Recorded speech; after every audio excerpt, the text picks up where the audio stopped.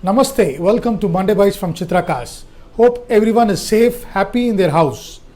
Today we're talking about why should you take an insurance for your car. Insurance is a must. Today car has become a necessity for every house. Same way, to protect your car you need insurance. There are two types of insurance. One is comprehensive, the second one is third party. Combination of third party, comprehensive, nil dip is the third insurance, which is the latest insurance which has to be covered.